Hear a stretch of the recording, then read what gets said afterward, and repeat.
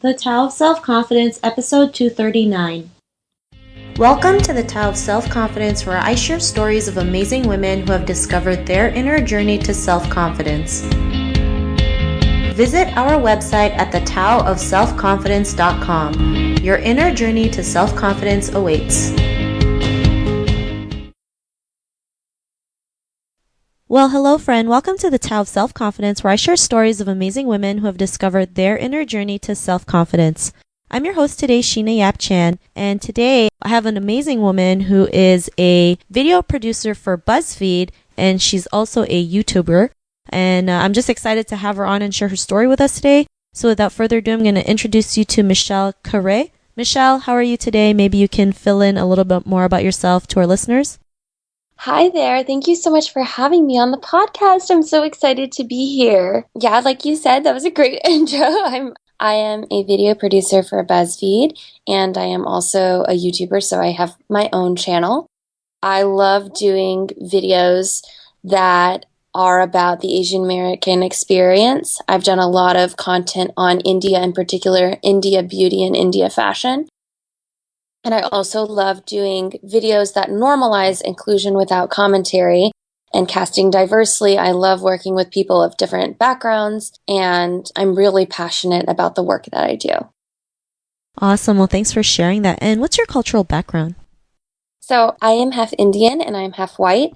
So growing up, I had a very unique cultural experience getting to see two completely different cultures within my nuclear family. And also, I also struggled a lot with identity growing up because I, didn't consider myself to be white. I didn't look white, but I also didn't feel Indian enough. And I think that this is becoming a more and more common experience for children of multiple races to have, in that they are searching for an identity that doesn't seem to be anywhere, or a group that doesn't really seem to perfectly symbolize what is going on in their life. And so I love making content about searching for identity and finding that, because it is something that I struggled with a lot growing up.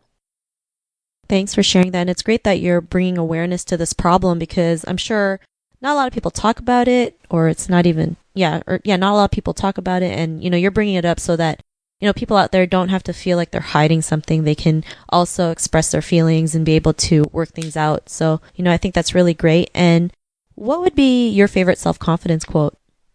My favorite self-confidence quote is, "Everything you want is on the other side of fear." I heard this quote on New Year's Day a few years ago at this sounds so LA, but I went to a yoga class and the teacher said that about, planning for the year.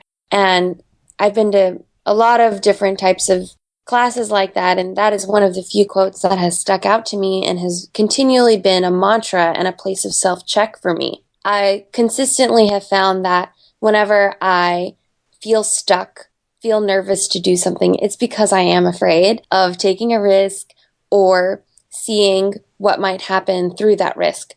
And I continually have to remind myself that everything I want is on the other side of fear. Thanks for sharing that. That's a great quote. I mean, we all go through fears.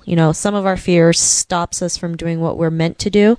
And, we all get scared. We have to just take that step over and just do it, feel that fear and do it anyway. So, I'm glad you're able to overcome your fears, because sometimes it's not easy, right? I mean, it's been like ingrained in our heads for so long, and, we don't trust ourselves sometimes, and, we just have to like take action and just go out there and do it. So in your own words, how would you define self-confidence? Oh man, I think when I feel self-confident, I feel that no matter the things that are holding me back, no matter what I look like, the flaws that I have, nothing can stop me, or very little can stop me. It's an amazing feeling to have, and I'm constantly searching for it. I think everybody is. So I think if you are searching to be self-confident, remember that everything you do want is on the other side of fear, and break through that. Being self-confident isn't about having a big ego. It's not about looking self-confident. It's not about feeling or being a certain way. It's about being okay with who you are in this moment, even if you aren't perfect. Thanks for sharing that. And I think that's a great, that was great what you mentioned. It's being okay with who you are, flaws and all, because we're so hard on ourselves when we make a mistake, or, we don't look pretty that day, or we feel like, we have a big nose or things like that. And, every part of you is beautiful, regardless, your strengths, your flaws, your weaknesses, your strengths. And it's great when you can embrace yourself totally and accept yourself for who you are. So thanks for that definition. And what was your life like before your discovery of self-confidence? I saw this question and I had to think about it a lot because there have been many milestones in my life where I have felt, man, I've overcome this really crazy thing and I feel confident.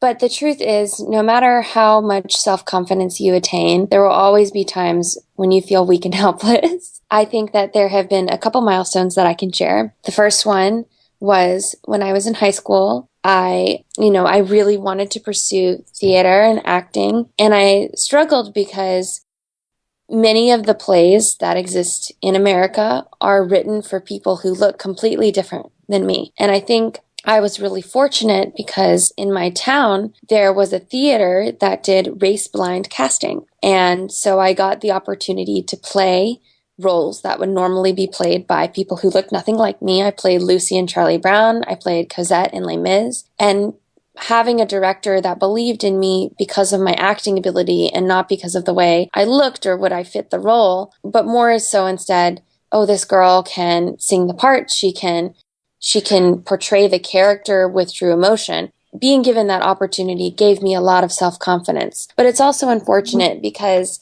I needed the affirmation of someone else and the opportunity from someone else to do that.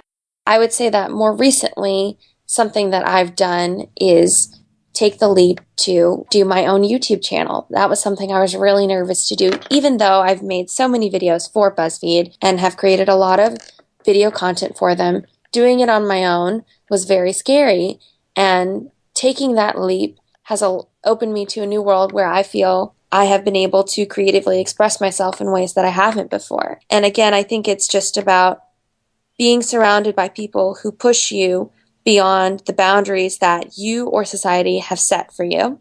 And it's also looking inside and doing that with yourself and challenging yourself to take that leap despite what you or society tells you.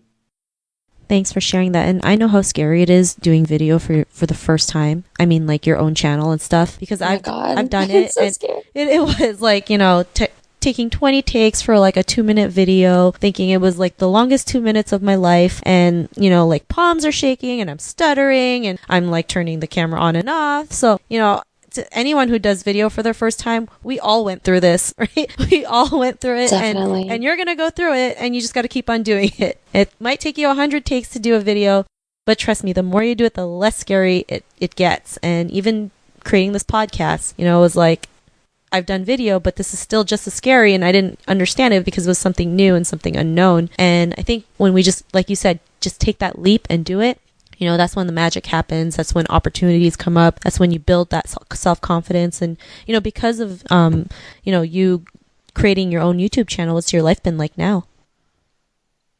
Oh man. I think, making my own YouTube channel, I got very lucky. The first video that I made actually went viral and got 1 million views in 2 weeks. And I was so surprised by that because I didn't have any followers. So I think, what I learned from that was I didn't even realize my own potential. And I think people sell themselves short frequently. And I hope that other people can learn from my story and don't sell yourself short. Take those risks. I love it. And that's great advice. Don't sell yourself short, because we all play small, right? We've all done it. We feel like we're not worthy enough, or no one's gonna take us seriously, or we're seeking permission from we don't even know who, right? We just feel like we're still seeking permission to go out there and be create a YouTube video or create a podcast or run a business, not realizing that we can just do it and just see what happens. Like 1 million views in 2 weeks is amazing. Yeah. I mean, that's like baller. So congrats to that. Thank you. Congrats to that. And Michelle, if our listeners wanted to get to know a little bit more about you and what you do, is there any links or social media profiles or maybe a YouTube channel that we can check out all your cool stuff? Yes, you can find me everywhere: Snapchat, Instagram, Twitter, at Michelle Khare. So that's MICHELLEKHARE. And my YouTube channel is the same. Thank you, Michelle. And to our listeners, if you want to connect with Michelle, you can also head on over to the taoofselfconfidence.com and search for Michelle's name. Her show notes will pop up along with everything else we talked about. And I really want to thank Michelle for taking the time to share her story with us. So thank you so much. Thank you, Sheena. Thank you so much for having me. It was an honor to have you on the show and share your stories. So thanks again. And to our listeners, be on the lookout for another new episode of another amazing woman's journey to self-confidence. And we'll talk to you soon. Bye for now. Bye. Thank you for tuning in to another amazing episode of the Tao of Self-Confidence. Sign up for our free membership site to get more amazing resources for self-confidence by visiting our website at thetaoofselfconfidence.com. Your inner journey to self-confidence awaits.